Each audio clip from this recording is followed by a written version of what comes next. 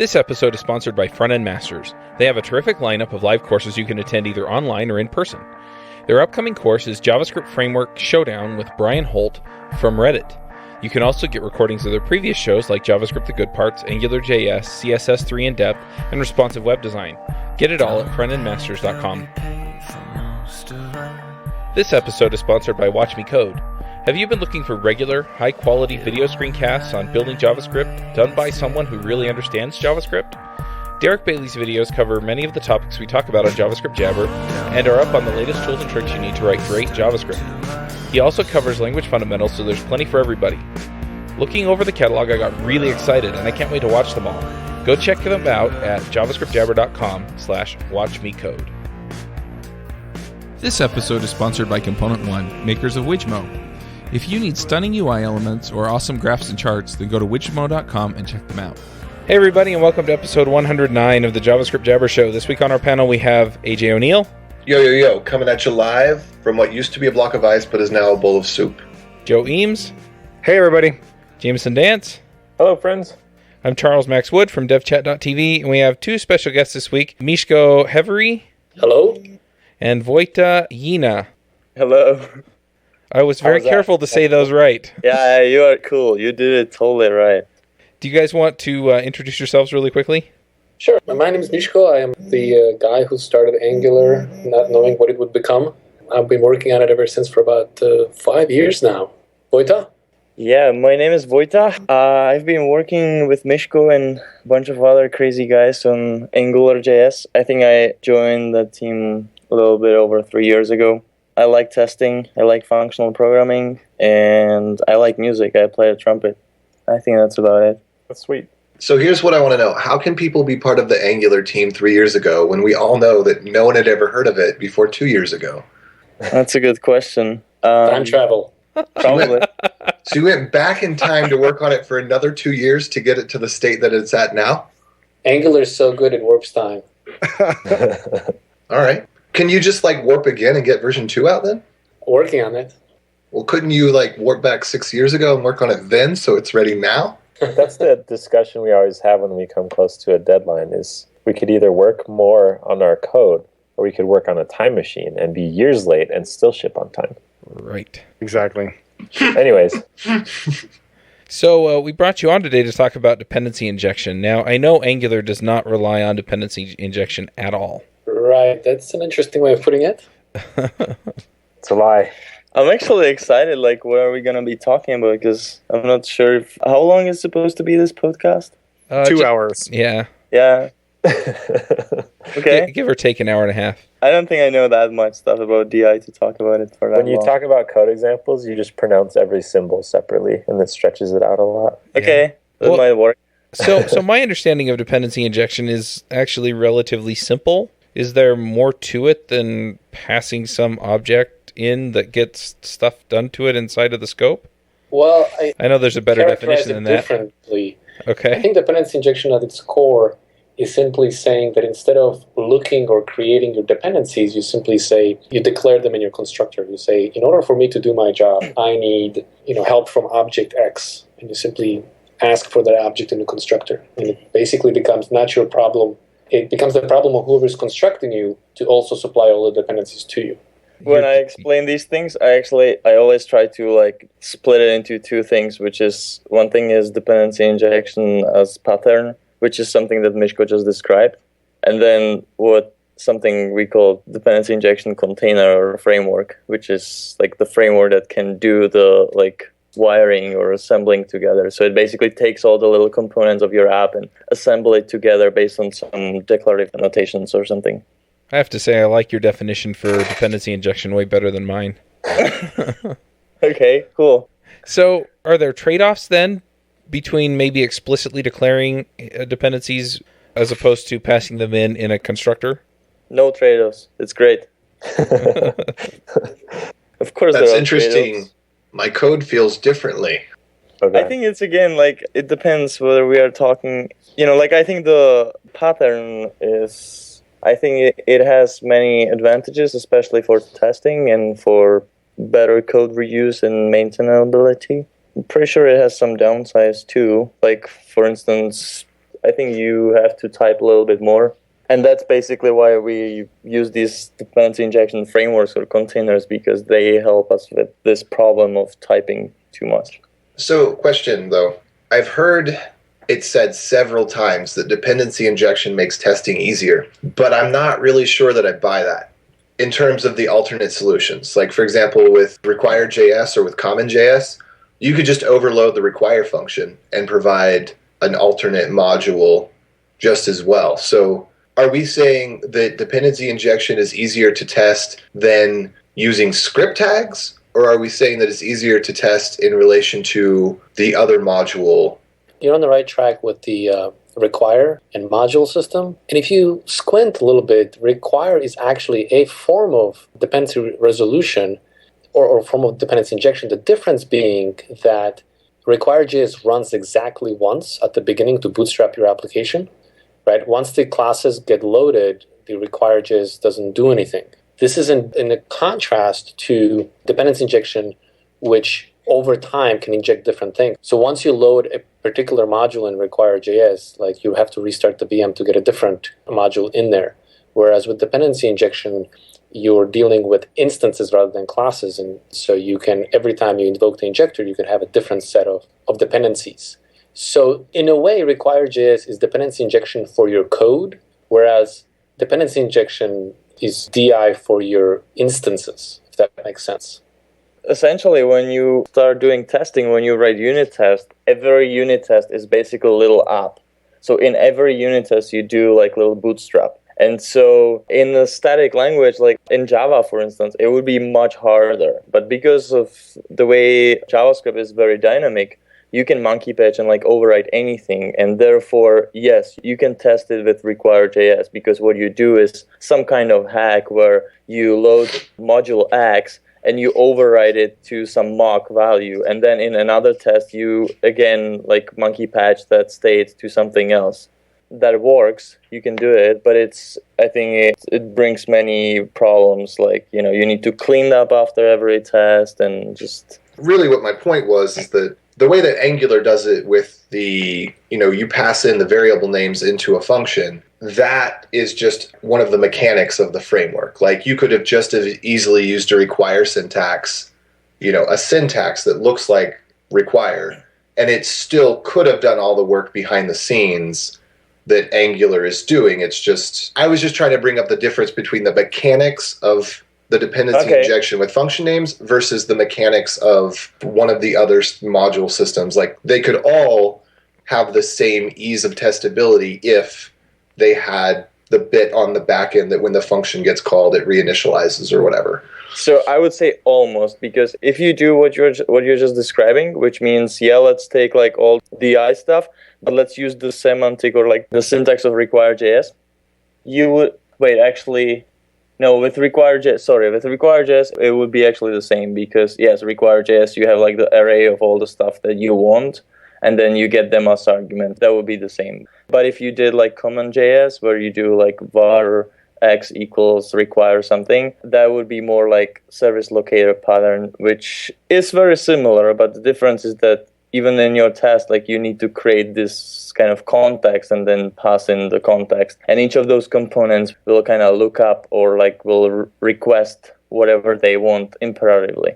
I'd like to jump in a little bit on this as well, because for one thing, dependency injection, right, is just a way of getting something done, and it's very language agnostic, right? We were doing Java, dependency injection in Java 10, 15 years ago, right? So it's not just about like locating strips, but on top of that, as a personal note, testing with require.js is not easy. It's a huge pain in the butt. And Merrick and I Merrick did all the writing of Squire.js to actually enable true testing of require.js, and it's so difficult.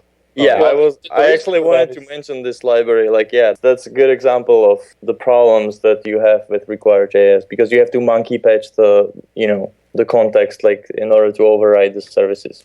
And I think AJ's point wasn't necessarily that require is or is not easy to test with, but every time I don't want anybody out there to think that require is actually easy to test with, because it's not. So, I was just saying, like, dependency injection in of itself isn't any easier or more difficult to test. It's how the management behind the mechanic is constructed. It's the implementation. Because I implemented dependency injection, and I didn't do anything to make it easy to test, so it would have been just as difficult to test as require.js. Well, so the difference between require.js and injector is that require.js is global, right? If you create exactly one injector in Angular and you make that injector global, then you are in the same situation as you are with require.js. Right. Yeah, I want to point out the reason that a lot of people like dependency injection is because it gives you this flexible way of managing your dependencies, because it basically inverts the dependency stack because you pass them in. And so if you want to test something, you can pass something in that just behaves in the right way. In other words, it meets the contract that the rest of the function expects, and then can do things to validate your testing throughout your application or throughout your module. And so for that reason, I mean, you get in and you want to test one controller with one module and another controller with another module, or, you want to test them both with the same, HTTP or something set up, but they're testing different things because they use them in different ways. Then you can set up the test harness in one way, set up the test harness in the other way, and you just pass them in as dependencies, and it just works. And so your setup is a lot cleaner because when you're done, you can just throw it away instead of going back to the global state and saying, okay, now change back to what the real global state should be so that I can verify the next thing in my stack. Yeah, exactly. And dependency injection also, it really does inherently make testing easier, depending on how you implement how you're going to do dependency injection, but thinking of like a static language like Java or C#. If you're injecting the dependencies to a class in the constructor, then you don't need the dependency injection framework anymore during test time.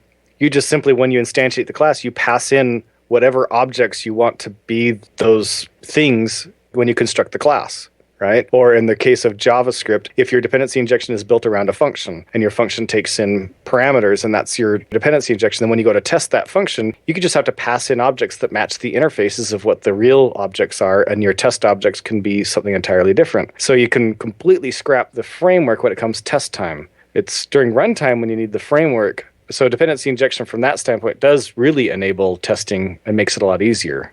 Well, the other thing that I like about dependency injection is that it can take advantage of the global state in the sense that if you don't inject a dependency, you just, you leave it empty, undefined, or nil, or whatever you want to define it as, you can just set a default in there.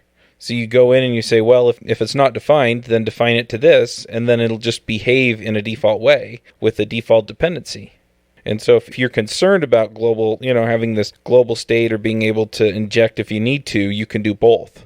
Right. And I know with Angular, it's a little bit different, right? Like if you're injecting dependencies for a controller, that's different than when you're injecting dependencies for a service. I don't know, maybe one of you guys can speak to that. How is it different? Well, like the setup in the test is different, right? That's because we don't have a true injection system, and when we are instantiating a controller, we're saying injector.instantiate, but when we're instantiating a service, we say injector.get, and that's kind of the difference you're seeing over there. But actually in Angular 2.0 and also in Angular Dart, this has been unified.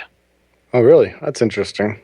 Was that a very conscious effort? No, it turns out originally Angular did not have dependency injection, and it has been kind of shoehorned in after the fact. And so what you're seeing here is a couple of these places where the shoehorning in was not done as good as it should have been done.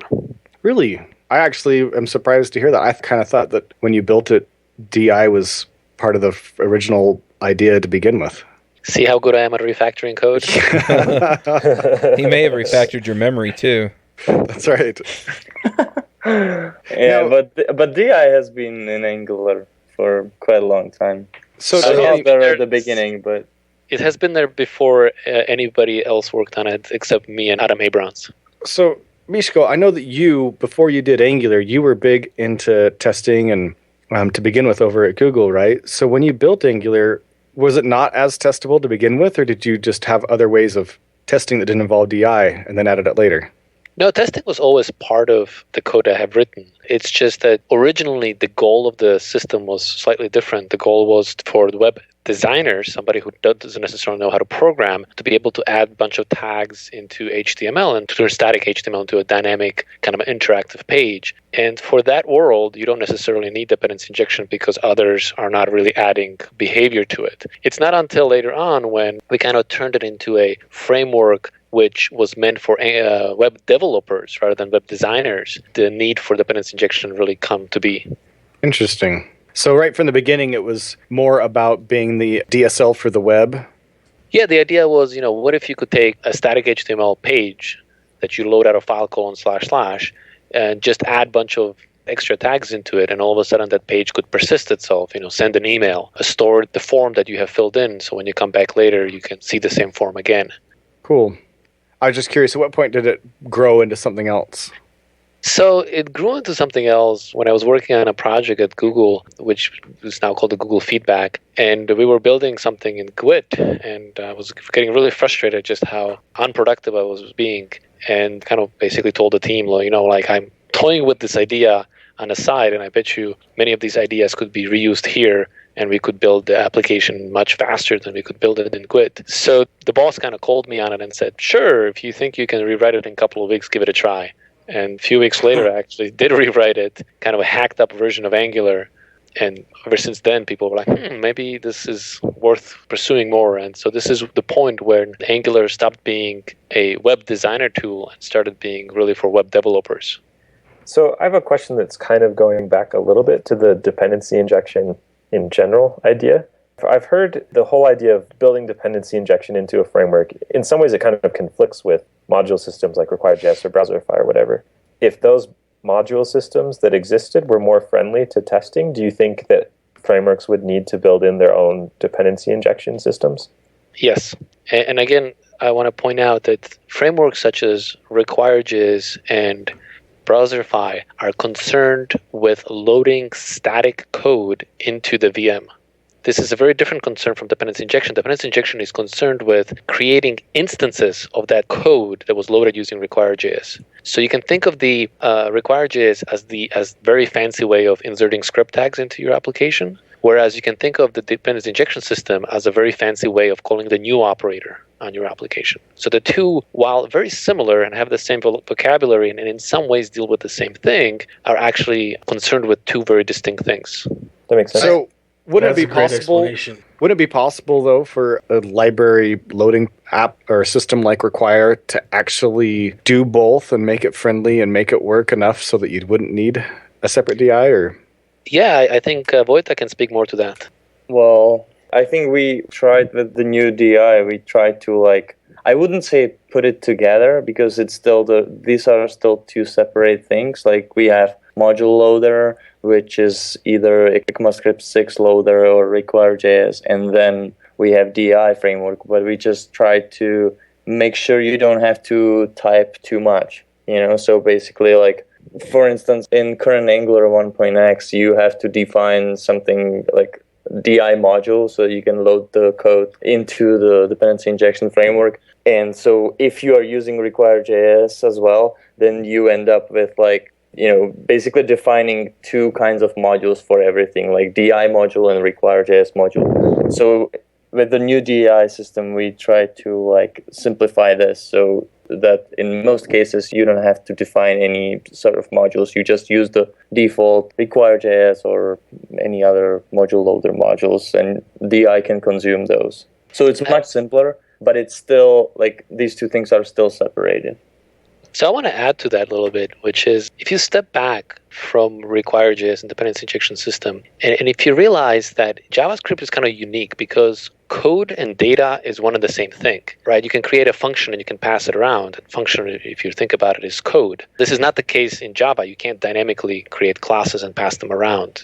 The namespace of classes and methods is separate from the namespace of variables that you pass around. But in JavaScript, it's one and the same, right? So if you squint a little bit, you can say, hey, what is the difference between injecting an instance of a class or injecting data that happens to be the class, right? So you can say, I can inject a foo instance or I can inject the foo type itself.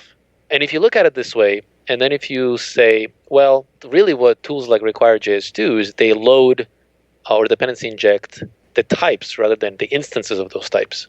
They have a minor deficiency, which is that they load all this data into a global state rather than loading them into kind of the modules in an injectable state so that you could easily reload them if you feel that's necessary. But if you could merge the two pieces together, then you could basically be in a situation where you could have an injector and say, give me an instance of foo. And then the injector says, well, okay, I have to make a new foo first. But in order to make a new foo, I first have to get the type foo, which then recurses on itself and says, okay, well, how do I get foo? Now, there's a little bit of a problem of asynchronicity in there because foo might not be loaded. It has to be dynamically lazy loaded, which means there's some promises or something that has to be resolved. But if you squint hard enough, you can kind of imagine a world where loading data and loading code is really one and the same. Does that make sense, or am I kind of too deep end? Maybe I'm not squinting hard enough. I think I understand what you're saying. So when we first started a couple minutes ago, I did not know as much about dependency injection as I do now because I've been scouring Wikipedia and stuff trying to understand these things that I wasn't grasping properly. So dependency injection actually doesn't necessarily have anything to do with the dynamic way in which it's done in Angular, right? Like the whole concept of you're requiring the modules by whatever they happen to be named in the function. That's not actually the pattern of dependency injection. Dependency injection is the pattern of you provide a mechanism by which a service makes known what it needs, and an injector provides an instance of that service to the module that needs it. Well, technically, the pattern of dependency injection is simply saying, I am not going to make or look for my dependencies. In other words, make means calling the new operator, and look for them means using some global variable to find them. I'm not going to do these things. Instead, I'm just going to ask for the dependency as a parameter in a constructor. That's all the dependency injection means at its pattern level. There's a second part, which is the containers.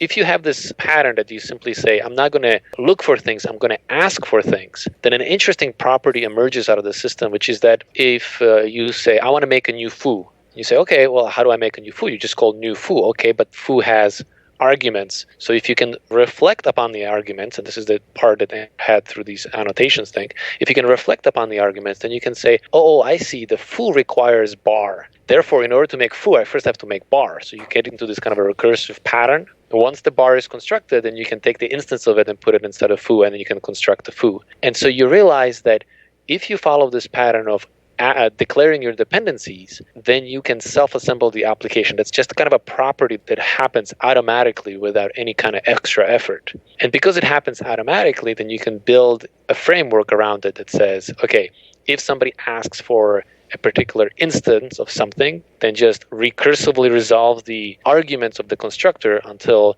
the whole graph of objects gets constructed. Nice job, Misko. Thank you, Vojta.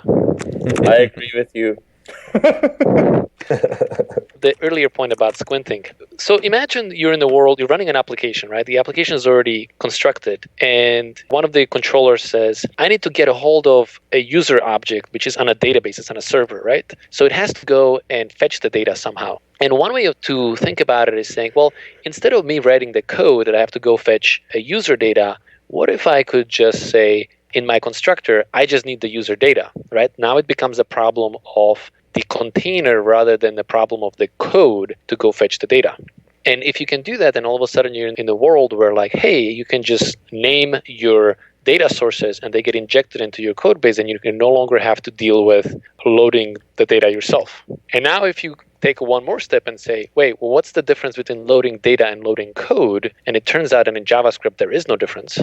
Then you can say, just like you can ask for an instance of foo, you can now ask for type of foo. And what you get out of it is lazy loading of code. So until somebody actually needs to instantiate a particular class, there is no need to load that class. And so making a request to instantiate a class means making the request to get a hold of the type first, which might make a request to load the script tag, which then in turn recurses upon itself and says, okay, to make an instance of it, I have to call new, which then instantiates new. So if this is the kind of thing we're trying to get to, is that we would like to treat, if you treat code and data the same, then you can kind of get the lazy loading of code for free. Yeah, I think Misko is basically trying to say that DI can also give you basically file by file lazy loading for free, in theory. like you could make it so that every dependency, every file is loaded like lazily at the time when it's actually requested or somebody really needs it during the runtime. Now, you guys keep mentioning injectors, and I don't quite follow what those are, because... Injector is basically the container. Okay. Yeah, the container that keeps probably references to all the instances, and like the container that resolves the dependencies and instantiate things. Okay. So to put it differently, normally you would say new foo with capital F, and you would say something like var lowercase foo with lowercase f, right, equals new capital foo, right? You're saying make me an instance of foo. With the injector world, you would say lowercase foo equals injector dot get capital foo. And at first you're looking at this and you're saying, wait, you just made me type a whole bunch of more characters. How is this an improvement over just calling the new operator? And the difference is, and this is a very subtle difference that takes a while to kind of grok, is that you have to do these thing exactly once, this injector.get. You have to do it exactly once on a top-level object representing your application. All other instantiations happen through recursion. Whereas when you use a new operator, you actually have to type the new operator every time you need something. Vojta, I love how there's silence every time I say something. Yeah. No, by the way, silence of agreement. When we are talking about all these general ideas and how DI works and why we do that, like from my side, I would say I did a talk at the NG-Conf actually, which was about the new DI system, but like the first, 10 minutes or something is like I was basically trying to explain these things. So if anybody's interested in that, I would recommend that. I think I did a better job at that talk than I'm going to do today because I was actually prepared for it. You were born ready to talk about dependency injection? Not really. No, but I think it's like first 10 minutes or something. So Vojta, you mentioned a second ago that a good DI system will give you the ability to potentially lazily load code at the time that you need it. Are you hinting to something that's going to be in Angular 2? Or it could be. Like we have something we call asynchronous injection in the new DI, which is kind of step in that direction. So it is possible, but I don't think at least at this point, it's not like big goal for me, or I don't think it's like the reason why we are making new DI. Okay.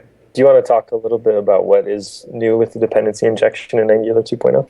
Sure. There's many new things. I'm just thinking what was the most important stuff. Well, hierarchical injection, sir. Yeah, that's probably one of the most important news, which is in Angular 1.x, it is pretty hard to lazy load code, or even, as you probably know, everything is singleton, like there's only single instance of everything. And so in Angular 2.0, we have this feature we call hierarchical injectors, which basically means that you have a tree of injectors, and in each of those injectors, you can create new instance of any service you want. And you can also lazy load code or lazy load other providers into an injector. So, for instance, in a typical Angular app, you might create a new child injector for each route. And that means that you can have some services can be marked as per route. So for instance, let's say you have a template cache. You might say that this template cache has scope, or there should be new instance per route. And then it means that for every route, you get a new instance of this template cache. And at the same time, you can load additional code again per route because of this hierarchical injectors. Then I think big change is that something we already mentioned, and that is the nicer integration with module loaders. So either require.js or ECMAScript 6 loader or any loader you want to use. So I think this integration is much nicer. You don't have to type that much. This new DI can basically consume require.js modules or ECMAScript 6 modules. Nice. What else? You no longer have to use strings. Yeah, I think that's the big feature too. Basically, in Angular 1.x, the way you describe, the way any component declare its dependencies is done through strings. So if your controller needs to get HTTP service, you mark it with HTTP. So string is we call it token, which is the ID of kind of interface, what you need, And this changes in Angular 2.0, where the token can be anything, basically. It can be string, but it can be a reference to an object or a function. And so by what we recommend, or the way we do it, we annotate these dependencies not with strings, but with references to the default implementation. And that is kind of neat, because in most of the cases where you don't need to override anything, you don't need to load any code in the DI, and you just annotate. You have function, and it requires one argument of type foo. Then you just say inject foo, and you actually pass it a reference to that type, not a string. And that's all the DI needs. You don't need to load modules or any code into the injector, because the injector can instantiate this service based on the token, because that token is actual reference to that class or constructor function. I'm not sure if this makes any sense. I think it's pretty hard to explain it without code examples. But if anybody is interested, you can check it out on GitHub, and there are some examples. I was going to say, where can people go look to see the examples? Get the link in the show notes, I guess. Yeah, I'll send the link to the chat, and then I guess you can post it somewhere. That's basically the major changes, or the major new features. One of the big changes is also we got rid of, I'm not sure if you know, in Angular 1x, there is these two phases with config phase and run phase, which causes a lot of confusion, and so I'm happy we got rid of it. So there's no run or config phase, there's just one phase. Cool. Awesome. Well, I know we have some people that need to take off pretty quickly, and I want to make sure we have time for picks, but is there anything else that we should talk about that we've missed with dependency injection? I wanted to find out what the status is on di.js. So di.js is what I was just talking about. That's the new DI system for Angular 2.0. What's the status? The status is that we are using it for Angular 2.0, so it's used in templating. It is still in pretty early stage, but I think you can use it on anything you want. It's the basic set of features is done, and I don't think there's going to be any major changes into the core stuff.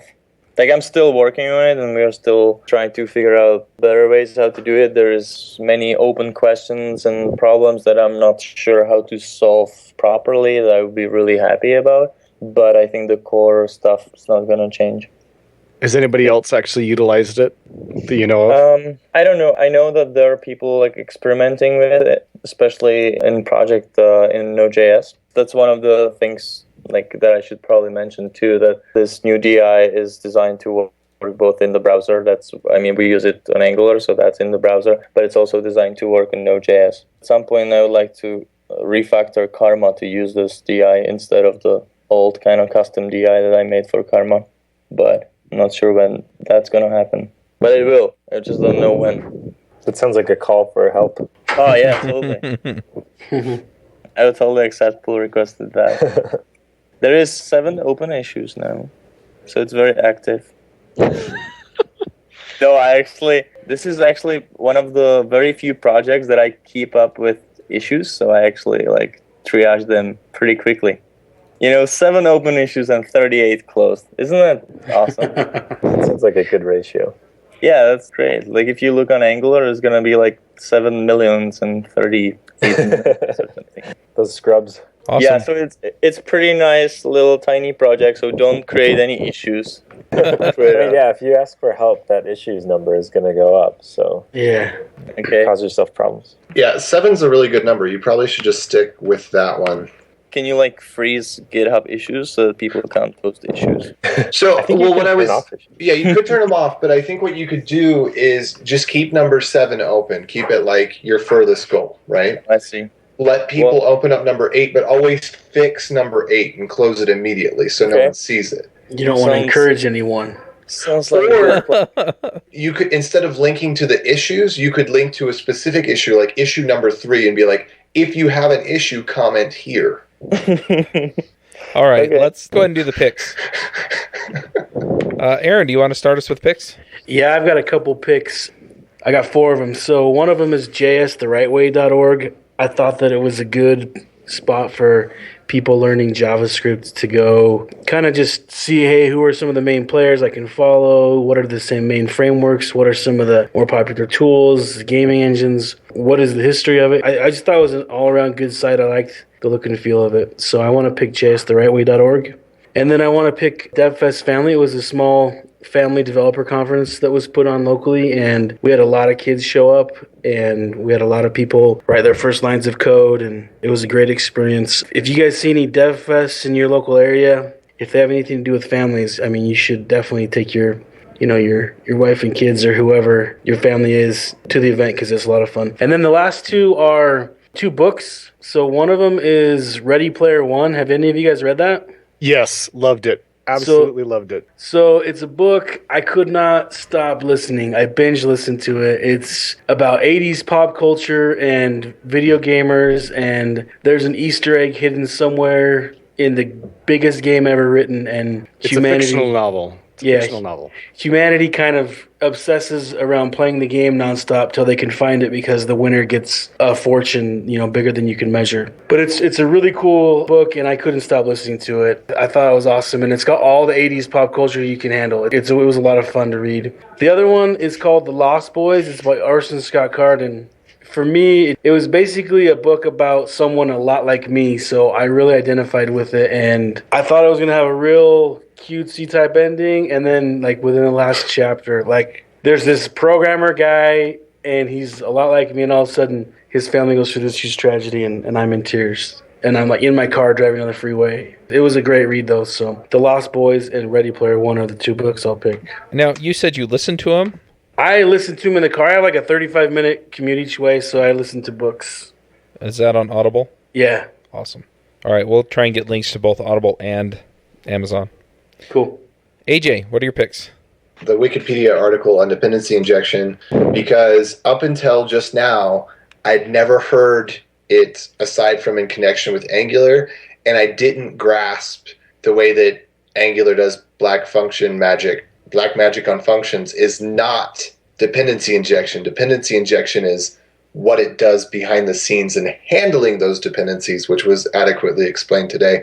And the Wikipedia article that shows Java examples with dependency injection kind of helps frame your mind a little bit better around the pattern as a concept outside of the framework of Angular, which I think is important if you want to understand this better.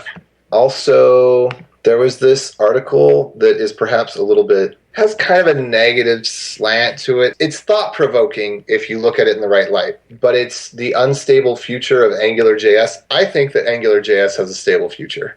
It just kind of talks about some of the funny things that happen in there, which one of my videos was linked to it in there, and it hit Hacker News, and it was kind of a big deal, but it talks about the black magic problem. Is that by the guy that used to work on Drupal? Yeah, I think so.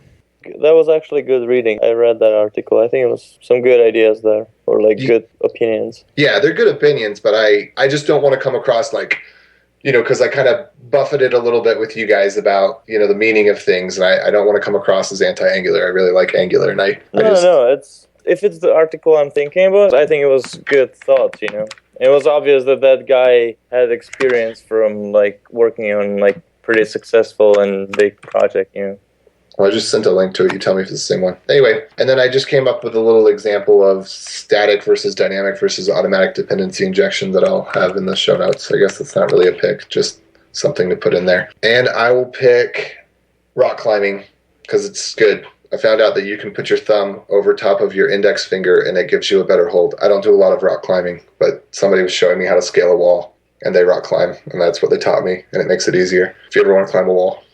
All right, Jameson, what are your picks? I have two picks. One is I'm tangentially picking Hearthstone, the computer trading card game from Blizzard. I thought it was dumb every time I heard about it until I tried it, and it's pretty great. So there's a website called Liquid Hearth. It's its own community website, and it's from this lineage of community websites around strategy games. It's kind of descended from some really well-known and really well-done sites. So lots of good stuff on there about how to learn to play the game better, basically, if you want to learn how to waste your time more efficiently. And then the other thing is just an album I started listening to this week. It's called Drift, and it's by this artist called No Such Thing, I think, but the first word is spelled weird. It's S-A-G, or N-O-S-A-J, No Saj Thing, I don't know. But it's kind of chill electronic music. It's like the same kind of music I always pick, so if you hate that, don't listen to it. Those are my picks. All right, Joe, what are your picks? All right, so I've got 3 picks. The first one is That Conference, which I've picked in the past, but I think it's totally worth picking again. An awesome conference in Wisconsin in August this year. They do bacon, which is very important to me. Lots of bacon. And it's at an indoor water park, so it doesn't get any cooler. I'm taking my entire family, and I'm actually going to be speaking there on Angular best practices. So Vojta or Misko, if you guys want to learn anything about that, you can come and attend. I really should have done one of these best practices because people will keep asking me what's the best practice with Angular, and I kind of have to make it up because it turns out I haven't built any Angular apps yet. The answer is do what Joe does. Yeah, what Joe does. My talk's actually going to be based a lot on my course of my Pluralsight course of the same name, which leads me into my second pick, which is my latest course that released is on getting started in front-end web development with Pluralsight. And it's actually been super popular, which is really cool to see that a lot of people want to either get into front-end web development or get better at it. And I spent a lot of time putting that course together because it was basically the course for me. When I got into front-end web development years ago, I felt like there was just so much to learn and I needed somebody to lay out the landscape and nobody did. And so it just took me forever to just kind of get the lay of the land. And so this course is really a course that I built for me, but years ago, of course, just updated with today's technology. So that's on pluralsight.com. It's like the number 5 course right now. And then my last pick is going to be a Kickstarter project. It's a documentary about the actors that were the characters that, were wearing masks in the movie Star Wars. So like the guys who played Stormtroopers or the guy who played Greedo. And it's a documentary about those actors and what it was like for them. And I don't know totally what it is all about. I haven't even read all the Kickstarter material. I just backed it because I'm a huge Star Wars geek and I love that sort of stuff. So that's my last pick. Awesome.